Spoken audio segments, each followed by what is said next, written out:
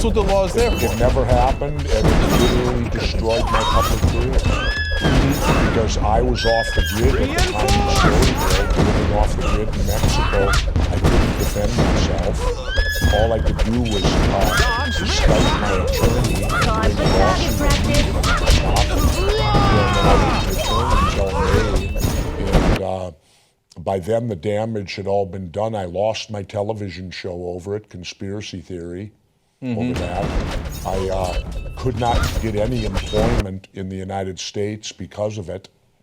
I was a pariah for defending myself, and all the time they portrayed it that I would, after he died, that I was going after the widow and the children, which wasn't true, because anyone that's written a book, in the contract, any lawsuits are handled by the publishing company. And they have insurance, and they have their lawyers to handle that.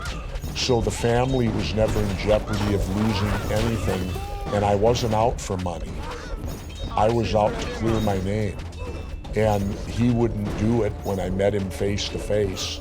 He did, for all the courage he had, he didn't have the courage to tell the truth. So he had said that you had started a fight with him? No, he said that what happened was we were there together. That event occurred. I was there because in the tradition of the UDT SEAL community, when every 100 classes, I'm class 58, well, I came to the graduation of class 158. That was back in about the year 1990, roughly, I think. And this was now going to be the graduation of class 258 tomorrow. So I flew out to San Diego to attend their graduation. So McPease is the watering hole for all the SEALs in Coronado. So the night before I went there, I met friends there. We sat at a table. Well, Kyle and his group were there also. They were there in a wake for one of their comrades who was killed in the Iraq War. And they were there for a completely different reason than we were. And they also had an $1,100 drinking budget. That they drank, the bill that night was $1,100 for the Kyle group. Do you think they were intoxicated? Yep. And so what my group was not. Nothing happened. I took pictures with people. Nothing occurred. The next day I went to the graduation. The graduation happened. The following day we had a get-together Saturday on the beach of my class of classmates from old. And I went home.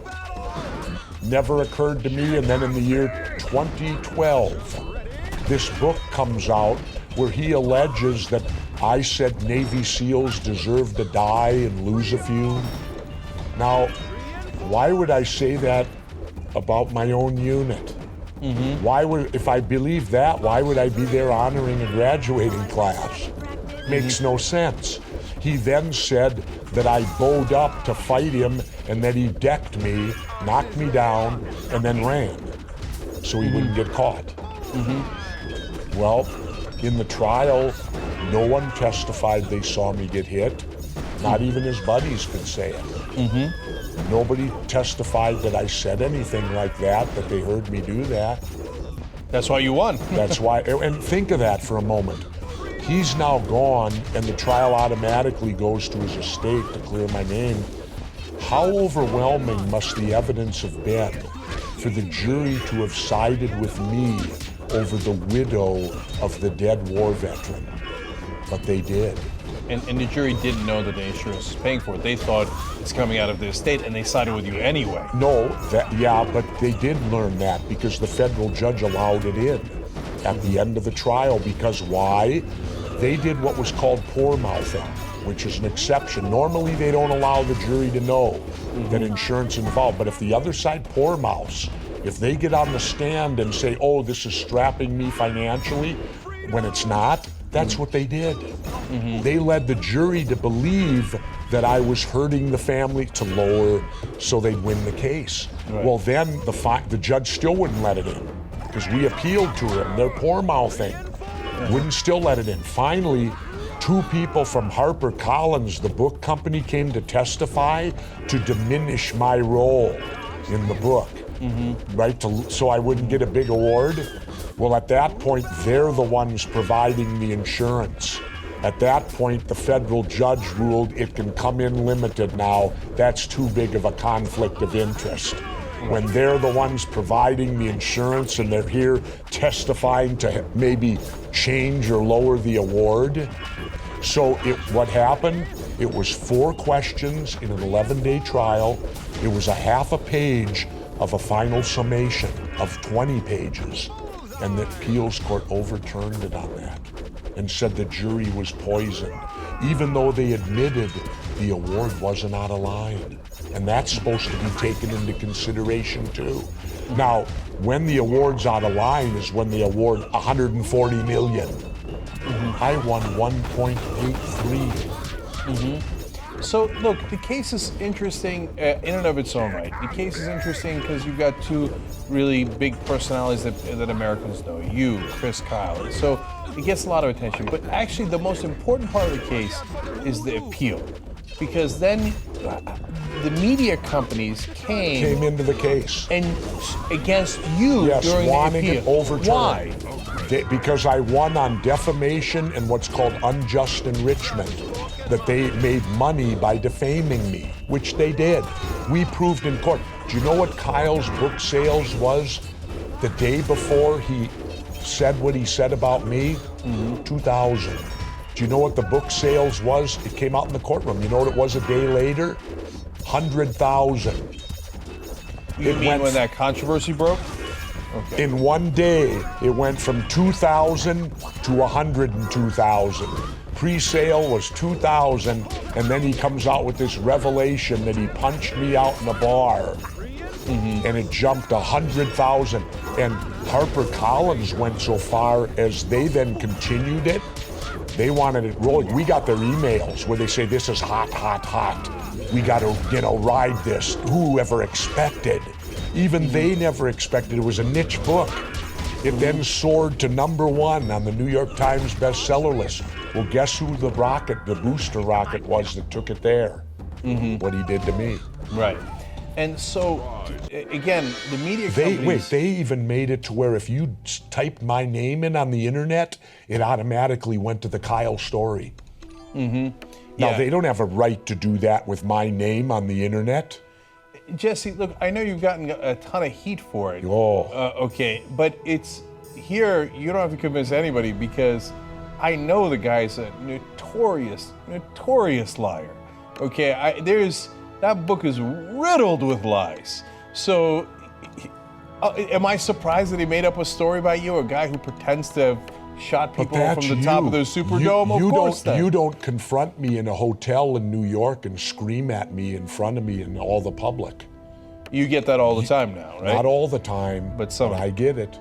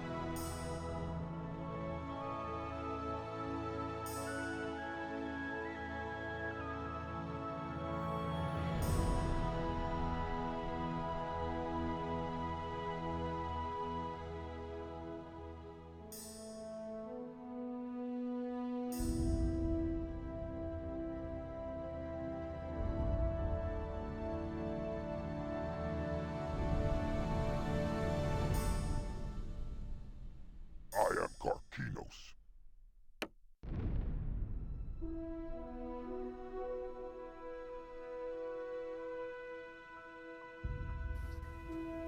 Now, part of the reason that I do these Loser Donalds is because I want you guys to get a sense of the guy. So it's not that, hey, he did this thing recently and hence be careful about what is going to do tomorrow. This is about what are his proclivities, what kind of person is he. I would argue that he's the kind of person who's a loser. Okay. I enjoy this segment. Okay, so now we go back to the year 1984. So Donald Trump proposes that he's going to build the world's tallest building in lower Manhattan. And he says that it's going to be 1,940 feet. That's 500 feet taller than the Sears Tower was. And so a lot of people laugh at him. The person who's part of the zoning board down there or the community literally giggles at the idea. It's like, it doesn't make any sense. It's not efficient. It's just not a rational way to go. Now, Donald Trump, as usual, has no idea how to actually do it. He doesn't have an architectural drawing of the building. He's just like, I'm gonna build the biggest building to make up for the things I don't have in my personal life. Anyway, so now Chicago is amused by this, and an architectural critic there called Paul Gabb decides, well, I'm an architectural critic, so I'll write an analysis of this. And he says the world's tallest tower would be, quote, one of the silliest things anyone could inflict on New York or any other city. And along with it, he includes a drawing of what it might look like. And obviously they're having a little bit of fun with Donald Trump, but it's, you know, a regular drawing of a building, and they call it inefficient. Overall, totally not a big deal. Okay, they made fun of him a tiny bit for his outrageous and ridiculous proposal. By the way, it was so outrageous and ridiculous that, of course, he didn't build it. Of course, he couldn't build it. He's not a builder. All he does is put his name on things, right? So, you know what Donald Trump does? He says, you guys hurt my feelings by printing this article. I'm going to sue you guys. Do you know how much he sued for? $500 million. Come on, guys. If you're a Republican and you've been complaining about overly litigious society for all these years, and you wanted tort reform, this is exactly what you wanted tort reform for. Because of clowns like Donald Trump, who's, you hurt my feelings, I'm going to sue you for $500 million. And let me quote you what he said. It virtually torpedoed my project. Will you let some guys...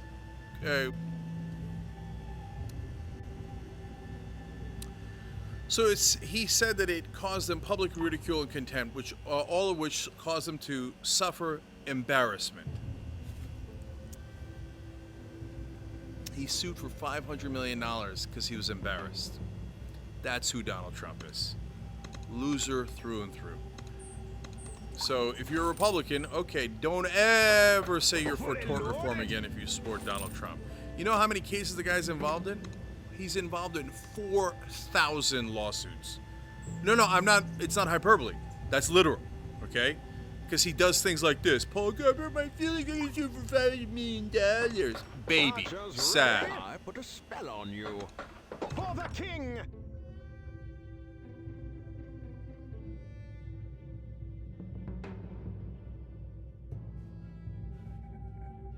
Go live, you know, we gotta go live. Crooked Hillary, we gotta go live. Space, there weren't, you know, buildings in it, obviously, because it's in the Wild West. And I'm automatically attracted to beautiful. I just start kissing them. It's like a magnet. You just kiss. I don't even wait. And when you're a star, they let you do it. You can do anything. Whatever you want. Grab them by the pussy. When the tape came out, I got really excited because I thought that it cinched it for Hillary. But then I watched Michelle Obama's speech the other day, and that just sort of rattled me, and it made me think that I've become so desensitized to being talked to like that, and just sort of hearing those things and letting it roll off of me and thinking like we're still moving forward, when in fact we shouldn't allow that in the first place. That's not a political issue, that's a human rights issue.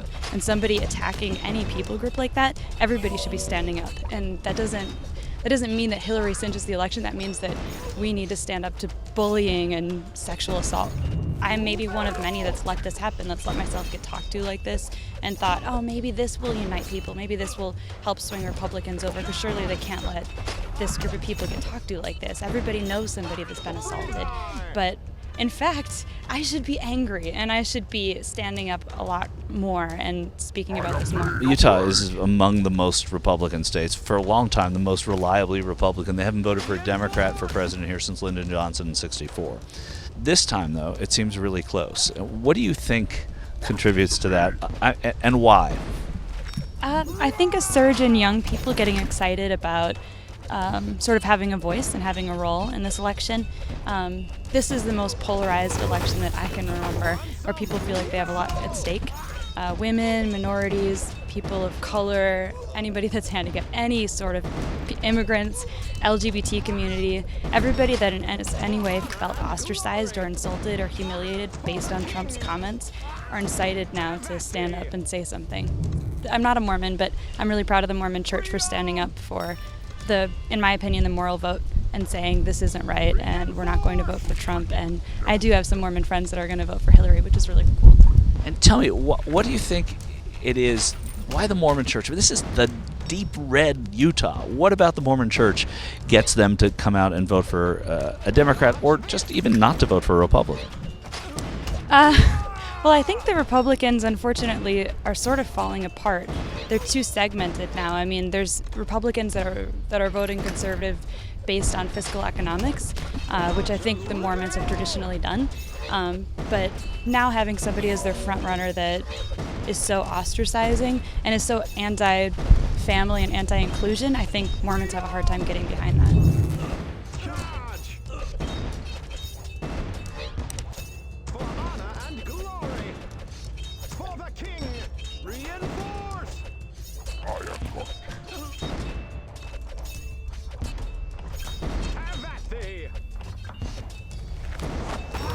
Hey guys, Jordan with the Young Turks and QX Politics. I am in Chicago right now, and I am headed after this to Indiana to do some reporting for the Young Turks and the Fusion show. Monday, Young Turks on Fusion will be at the University of Chicago, so I'm going to do some interviews today. That will be aired on the Fusion show Monday, but couldn't let you start your weekend without a little WikiLeaks. I've been trying to keep up with new parts as they come out. It's been a little tricky since I'm out covering other stories as well, but doing my best. This morning, WikiLeaks released part 15, so they've pretty much been releasing new parts every single day. So I haven't looked at 15 yet. I'm working backwards. Again, I've been out covering other stories. So once I look into part 15, I will update you on that. That was just released like an hour or two ago, part 15. But I wanted to give you the highlights that I think part 14, which was out yesterday. And obviously, Hillary Clinton's campaign is still dodging on WikiLeaks. They are deflecting that it's Russia, Russia, Russia. And, we journalists are treasonous for even mentioning it because they're, quote, stolen documents from the Russian government trying to influence the election. There's been no concrete evidence of such, but they keep saying it anyway, and their media allies keep repeating it for them. So I'll start with one email that shows even more so that Hillary Clinton's campaign was coordinating with its super PAC, which, if Citizens United actually has any teeth, would be illegal. The Intercept did great reporting a couple days ago on many examples of Hillary Clinton's campaign coordinating with its super PACs, Correct the Record, and Priorities USA. This one is John Podesta in December of last year, so during the Democratic primary, and he gets an email saying HRC and HRC Priorities meeting on Monday with Avi Glazer, both Priorities and HVF. HVF is the Hillary Victory Fund, which, as Cenk reported months ago, was essentially a money funneling scheme between the DNC and Hillary Clinton. But as this email shows you, John Podesta is getting from, I think, his assistant, scheduling that he will have a meeting on Monday discussing the campaign with both representatives of Priorities USA, which is one of their super PACs, and the Hillary Victory Fund. So this is right in an email. The coordination between Hillary's campaign chairman and Super PAC Priorities USA, December 2015. During the primary, she was already announced as a candidate about a month before a little bit about a month and a half before the Iowa caucus. Is anything going to be done about this? Of course not. Because Hillary Clinton, her allies, seem to be able to do whatever they want, either go right up to the line or cross the line of legality and nothing happens. But this is, again, more evidence that they were coordinating illegally with their super PAC. Another email I found interesting. It's one email, but it actually shows a bigger picture. We obviously know that Hillary Clinton, in private speeches to banks, said, I have a public position that I tell my supporters, and then there's the private position, which is the truth, which I tell you guys, my banker friends. So it seems Donna Brazile also has public positions versus private positions. She didn't word it as a public position, but I found a tweet she sent out. I believe it was, let me find it here. Give me a second. I think it was December. Yes. No, excuse me. January of this year, where she tweets, under President Obama, the economy has experienced a record 70 straight months of private sector job growth. Over 14 million jobs! Exclamation point. So there's Donna being a great soldier for the Democratic Party. This was probably after one of the jobs reports, January of this year, saying under President Obama, the economy has experienced a record 70 straight months of private sector job growth. Over 14 million jobs. Which is a true statement, by the way. She's not lying. Let's see what she told John Podesta in a private email less than a month later. I think people are in more despair about how things are. Yes, new jobs, but they are low-wage jobs. Housing, and she put housing in all capitals, housing is a huge issue. Most people pay half of what they make to rent. ... So, if you want to be charitable about this email, which a lot of people, when I posted it on Facebook, were getting on me, yeah, she sent out a tweet that was rah, rah, rah about the economy, but in a private email, she's saying there's more work to be done. No. Yeah, if you want to give her the benefit of the doubt and be naive, that's your business. But really what this is political spin. And Donna Brazile's not the first one to engage in political spin, and she won't be the last one. But what you see, she was a CNN contributor, supposedly neutral. We know that was bogus. But Donna Brazile is, putting out into Twitter, the economy's on the rebound, and the economy's doing great. But what she really thinks is told to John Podesta, oh, I think people are in more despair about how things are. Yeah, new jobs, but they are low-wage jobs. Housing is a huge issue. Most people pay half of what they make to rent. Now, benefited the doubt to her private email, basically acknowledging that the economy is not doing great, and most of these jobs are shitty jobs and low-paying jobs. At least she recognizes the issue, but what is she doing? She's out in public, rah-rah about the economy. She's going on CNN as an analyst, painting an incorrect picture about the economy being on the rebound and being improved. When in private emails, you could tell that she knows it's all artificial. So I think that's a good representation. Hillary Clinton is not the only one with public positions versus private positions. Most political operatives, when they go on TV, they'll say one thing, they'll put rose-colored glasses on about the economy and other things, but in reality they know this is all artificial, and most people are struggling. Another email. So when Nancy Reagan passed away, Hillary Clinton made comments about her, I think at her funeral, that many people were offended by. So her campaign was very, frantically trying to write an op-ed for Hillary Clinton apologizing. Usually when somebody writes an op-ed, you finish the person's name under the story is who wrote it. We learned that wasn't true because previous WikiLeaks told us op-ed written by a gun violence survivor was really written by Hillary Clinton's campaign. It was a hit piece on Bernie Sanders, and Hillary Clinton's campaign essentially wrote the piece and then slapped this gun violence survivor's name on it. So the same thing apparently happened with this op-ed apologizing for making offensive comments about Nancy Reagan. So you see, okay, everyone, here's a revised draft of the statement. It does not include the words "I made a mistake" in the first line, because you know Hillary Clinton has a problem acknowledging when she makes mistakes. Benefit of the doubt, the final op-ed that they put her name on said it was a mistake. I think in the third sentence, but she couldn't put it in the first sentence. We need a strategy for getting her to approve this. Obviously, her staff wrote this, and then she has to approve it. I don't know if this means someone who is traveling with her, making the case, or something else. File attached. There's other things. There's other things in there that show that her campaign wrote it for her. And by the way, I'm just reading from my tweets, so you can go to my tweets from yesterday.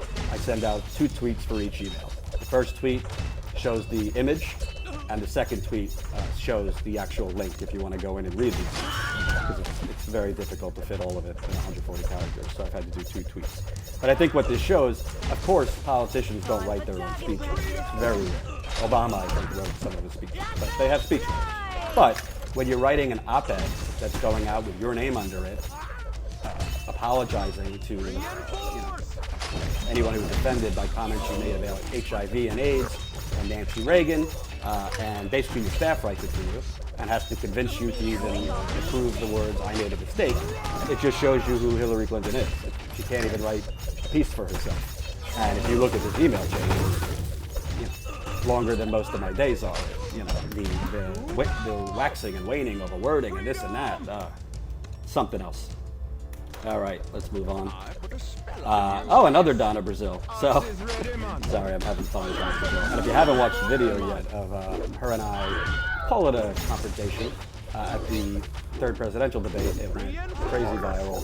I think between Facebook and YouTube, it's definitely got over 1 million views by now. So definitely watch that. I had the audacity to challenge her as a journalist, and she tried to play the victim and compare me to Donald Trump badgering women. So when you actually perform journalism nowadays, they're so shocked because the rest of the journalists next to me are asking them, "Oh, how'd she do in the debate? What'd you think of the color she was wearing?" and all this nonsense. Me actually challenging her when she moved on to her little Russian talking point, I cut her off. And I said, "Yeah, we've heard this, but what about you passing an email with a question for a town hall the day before the town hall? You passed it on." And by the end of it, she was essentially repeating herself. So I was proud of her. So here's another email from Donna Brazil. It is from January of 2016, so she was still a CNN contributor. She was also a vice chair of the Democratic National Committee, so she was supposed to be neutral as a CNN analyst, as well as vice chair of the DNC. So she writes an email, I believe, before one of the debates to the Hillary Clinton campaign. I believe it was to John Podesta. She writes, "Time to let out the glory. Energy, passion, and a constant riff that will be heard. The policy is done. The ingredients are there. Time to stir."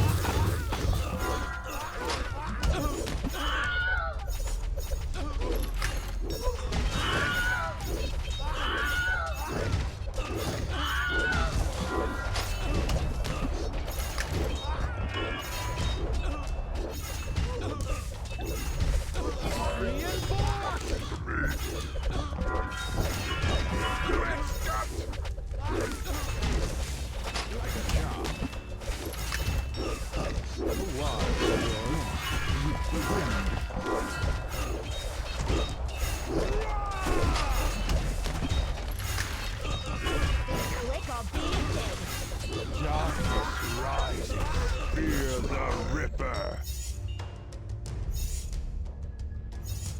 To battle!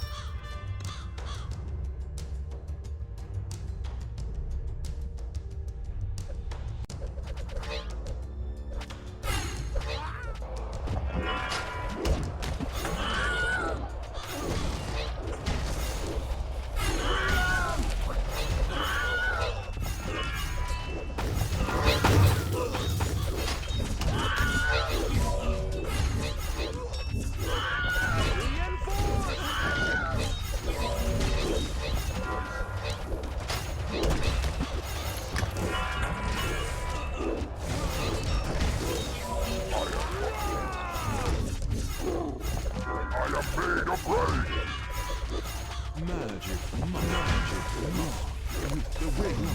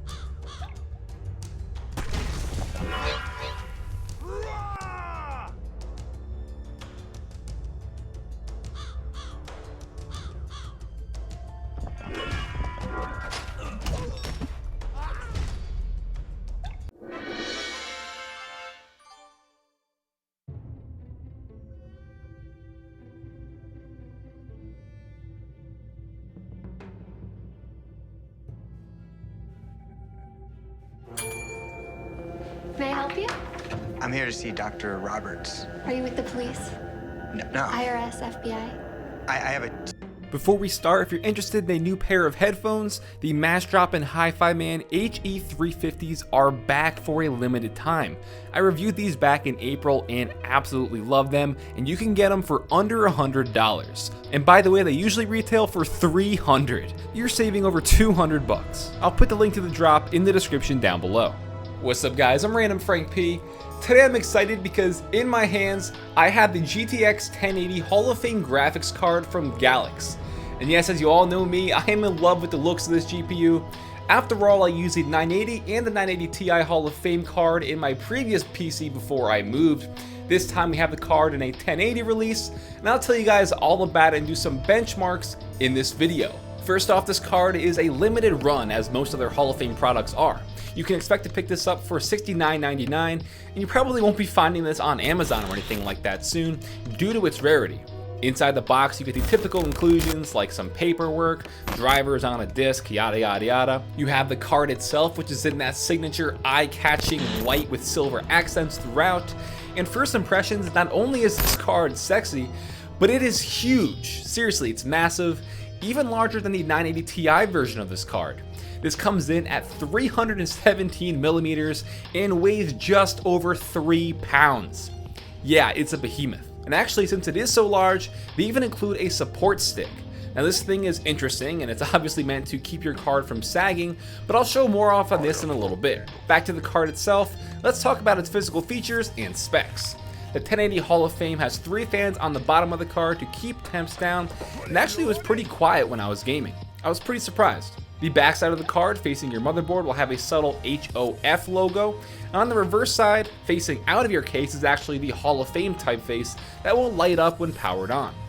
On top of the card is a nice nickel backplate. Not only does that hide the PCB, it helps support the card as well, and just looks really nice. It complements the look of the card as well with the silver accents throughout, so definitely one of the best looking graphics cards available right now, I'd say. Now as for the connectors, we have 1 DVI, 3 display ports, and an HDMI slot as well. One thing here you'll see is a spring-loaded button, and this is actually familiar and was featured on past Hall of Fame cards, but what this does is it acts as a GPU boost. Pretty much you press this in and the card's fans will ramp up to 100% instantly and will let you get more out of it like when overclocking. Then as for the more important things, the 1080 Hall of Fame has a base clock speed of 1809 MHz and a boost clock speed of 1961, which is actually some of the highest speeds out there for 1080s on the market.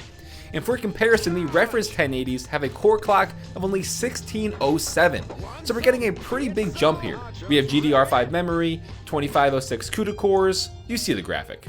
Now moving on, I resurrected my old H440 build and put this beast inside of that. And it wasn't easy, it actually barely fit. The PCIe connectors were actually touching the frame of the case, where things like the memory bay and such is hidden behind that panel there. But I did manage to squeeze it in, but it was a very tight fit. And man does it look nice. Everything inside my H440 with the white accents on my hardware is complemented nicely by this card. Really can't get over how nice it looks visually. Now like I mentioned earlier, when the card is powered on, we have some visual flair. The The front-facing Hall of Fame logo lights up white, and it's actually pretty subtle, but it's still a nice touch nonetheless.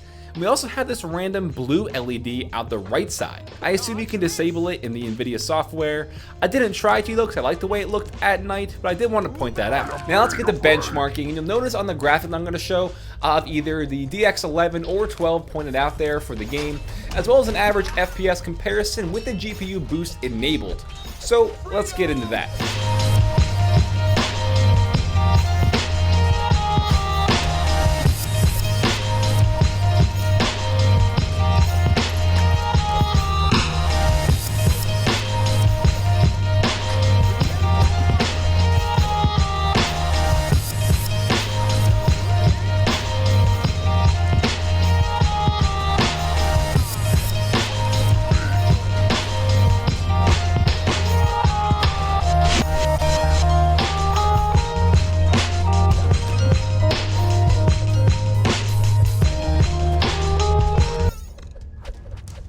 Thinking about the afterlife?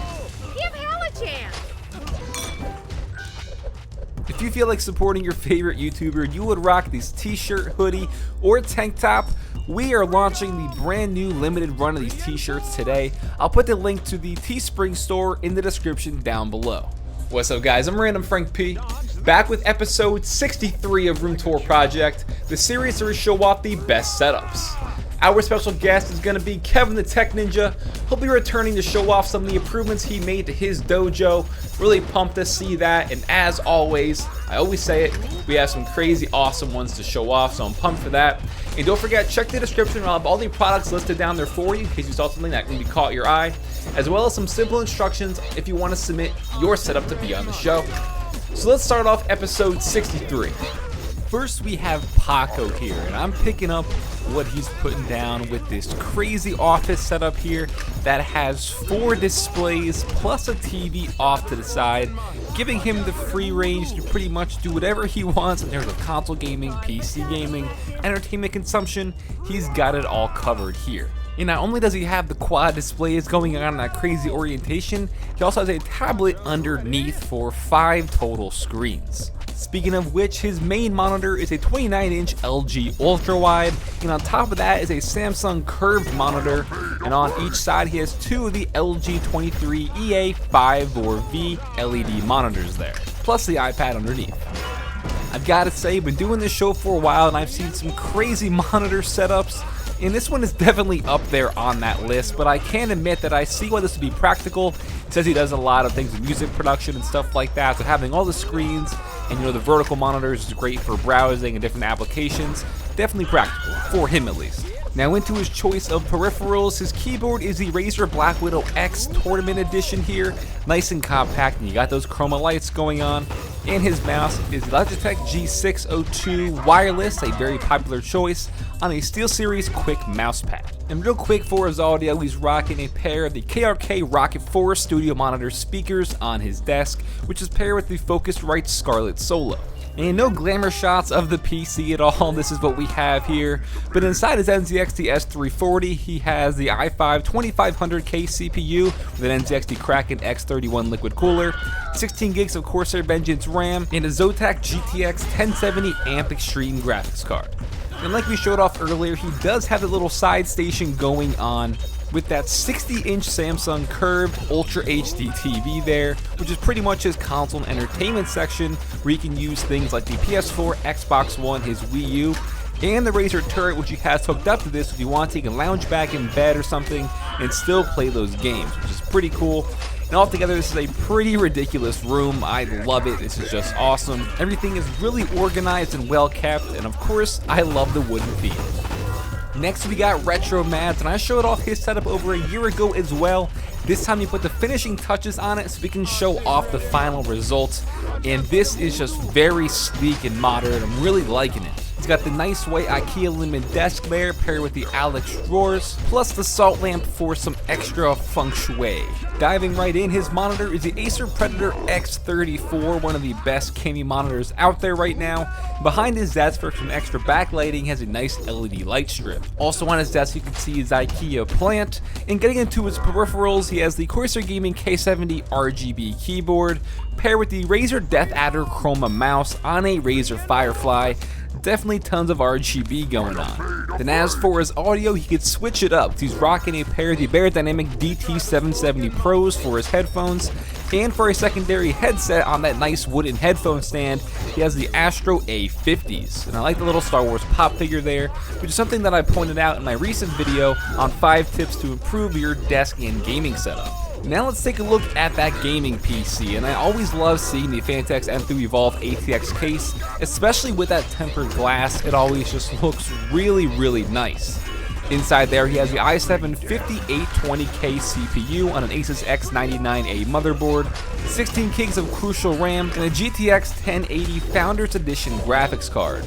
But of course with this case and that tempered glass, what always makes it stand out is when you have some LED lighting inside, and since everything else in his setup takes advantage of the RGB lighting, he's got the NZXT Hue Plus in there. Stunning build, but great job all around, my friend. It is a solid setup. You made some great improvements, and I'm very happy to show it off.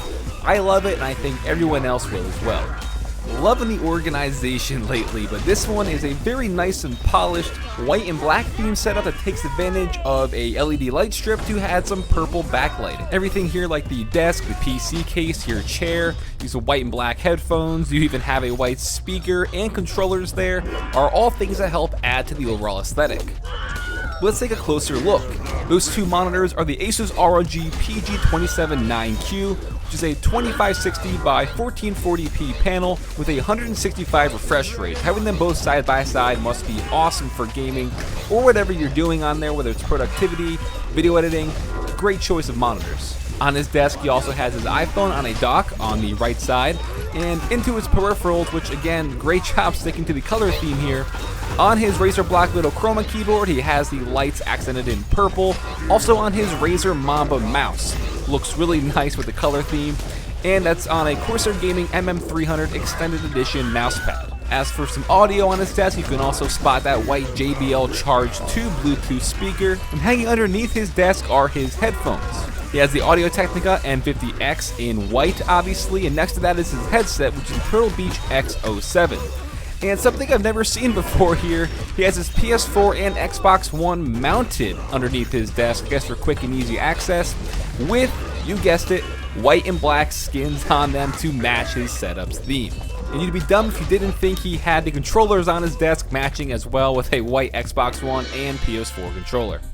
But personally, the star of the show here, I think, is his PC case, your chair, 80 Founders Edition graphics card.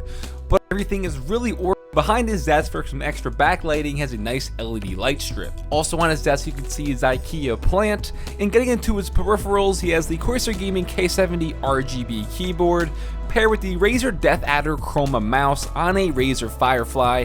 Definitely tons of RGB going on. Then as for his audio, he could switch it up. He's rocking a pair of the Beyerdynamic DT770 Pros for his headphones, and for a secondary headset on that nice wooden headphone stand, he has the Astro A50s. And I like the little Star Wars pop figure there, which is something that I pointed out in my recent video on 5 tips to improve your desk and gaming setup. Now let's take a look at that gaming PC, and I always love seeing the Fantex M2 Evolve ATX case, especially with that tempered glass. It always just looks really nice. Inside there he has the i7 5820K CPU on an Asus X99A motherboard, 16 gigs of Crucial RAM, and a GTX 1080 Founders Edition graphics card. But of course with this case and that tempered glass, what always makes it stand out is when you have some LED lighting inside, and since everything else in his setup takes advantage of the RGB lighting, he's got the NZXT Hue Plus in there. Stunning build, but great job all around, my friend. It is a solid setup. You made some great improvements, and I'm very happy to show it off. I love it, and I think everyone else will as well. Loving the organization lately, but this one is a very nice and polished white and black theme setup that takes advantage of a LED light strip to add some purple backlighting. Everything here like the desk, the PC case, your chair, these white and black headphones, you even have a white speaker and controllers there, are all things that help add to the overall aesthetic. Let's take a closer look. Those two monitors are the Asus ROG PG279Q, which is a 2560 by 1440p panel with a 165 refresh rate. Having them both side by side must be awesome for gaming or whatever you're doing on there, whether it's productivity, video editing. Great choice of monitors. On his desk, he also has his iPhone on a dock on the right side, and into his peripherals, which again, great job sticking to the color theme here. On his Razer Black Widow Chroma keyboard, he has the lights accented in purple. Also on his Razer Mamba mouse.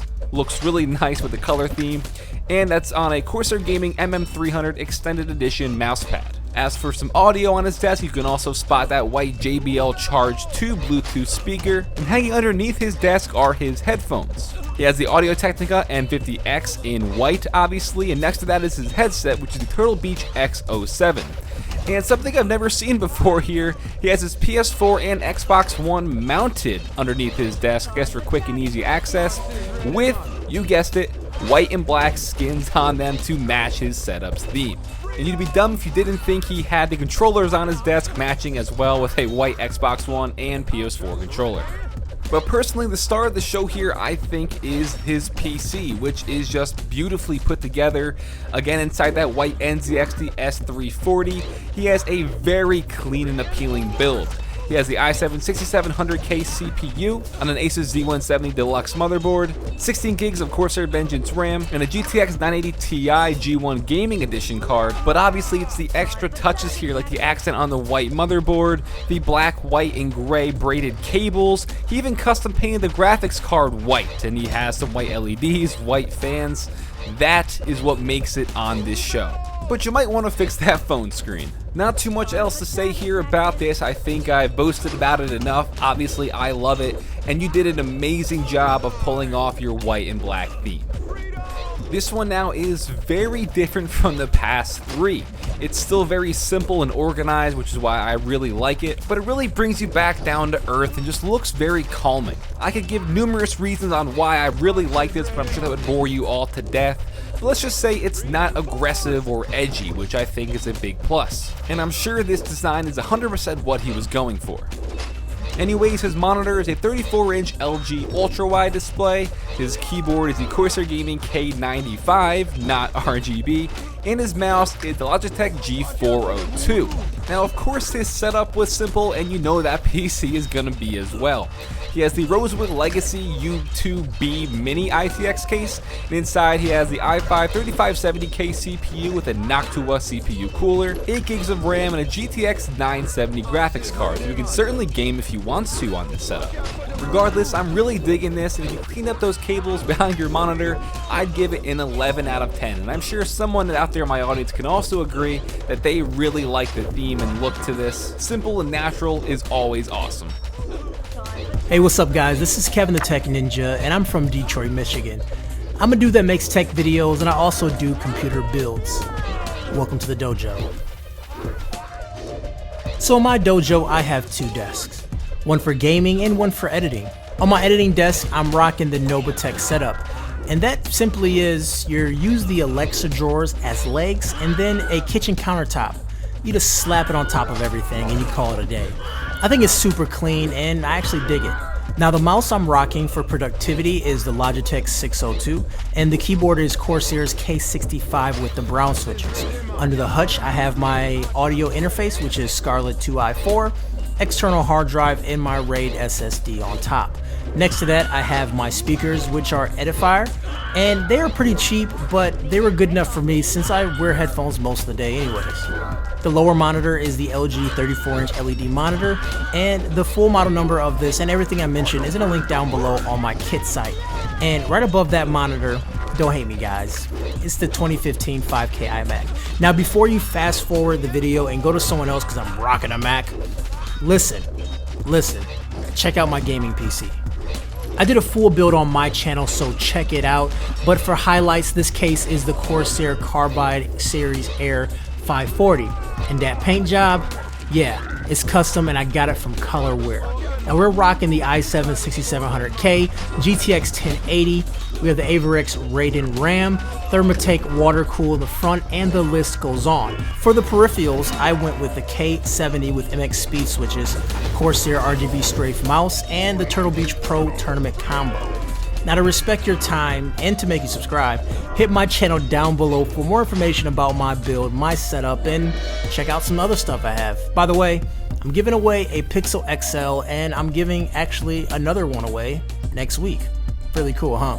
So anyways guys, subscribe, check me out, and Frank, once again, thanks for having me on, and good luck at your wedding. Gonna be the most expensive 3 hours of your life. Enjoy! Alright guys, that'll do it for episode 63 of Room